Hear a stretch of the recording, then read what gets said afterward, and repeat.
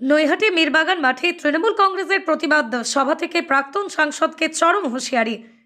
31শে জানুয়ারি নৈহাটির গোয়ালাপাড়া ঘাট রোডে প্রকাশ্য দিবালকে খুন হন তৃণমূল কর্মী সন্তোষ যাদব। খুন হওয়ার পরই শাসক দলের নেতারা প্রকাশ্যে বলতে থাকেন মদদ রয়েছে ব্যারাকপুরের প্রাক্তন সাংসদ অর্জুন সিংয়ের। আজ তৃণমূল কর্মী খুনের প্রতিবাদে নৈহাটি নদিয়া জুট মিল থেকে গৌরীপুর মীরবাগান মাঠ পর্যন্ত বিরাট মিছিল করে তৃণমূল কংগ্রেস নেতৃত্ব। মিছিলে উপস্থিত ছিলেন ব্যারাকপুরের সাংসদ পার্থ ভৌমিক, শিল্পাঞ্চলের 6 জন বিধায়ক ও চেয়ারম্যানরা। মীরবাগান প্রতিবাদী সভায় প্রত্যেকেই এক যুগের নিশানা করেন ব্যারাকপুরের প্রাক্তন সাংসদকে। এমনকি ব্যারাকপুর থেকে অর্জুন সিংয়ের গুন্ডারাজ খতম করার শপথ নেন সমস্ত বিধায়করা এবং সাংসদ নিজেও।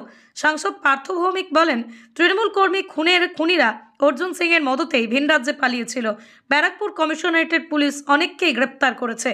দেখুন নৈহাটি থেকে সতীনাথ ভট্টাচার্যের বিস্তারিত রিপোর্ট। ওকে কাউন্টিংয়ের দিন কানের গোড়ায় কে কি দিয়েছিল? দুটো কানের গোড়ায়। তা ও এইভাবে যদি মানুষের রক্ত খেতে থাকে, ওর বাকি আর যে দুটো আছে ও দুটোও খুলে পড়ে যাবে। অর্জুন সিং এর প্রশ্নও করতে পারছে না। মূল অভিযুক্ত একা রাজেশ সাওনা, যারা মেরেছে তারা সবাই মূল অভিযুক্ত। তাদের মধ্যে দুজনকে আজকে উত্তরপ্রদেশের বালিয়া থেকে পাওয়া গেছে, পুলিশ অ্যারেস্ট করেছে। রাজেশও কোথাও অর্জুন সিংয়ের কোনো একটা ডেরায় লুকিয়ে আছে, পুলিশ বার করে আনে। একটা বিনোদ সিংয়ের নাম বলছিল, বিনোদ সিংটা কি? এখানকার গৌরীপুরের একটা মানুষ, ও বোধহয় গৌরীপুর স্কুলে টিচারই করতো বোধহয়। ওদের কিছু একটা কাগজপত্রের প্রবলেম আছে, এরকম একটা কিছু হবে আর কি, এখানেই থাকে। তো ও সন্তোষের মাকে 4 দিন 5 দিন আগে বলে এসছে, আপনার ছেলেকে সাবধান করে দিন, আপনার ছেলের কিছু বিপদ হচ্ছে।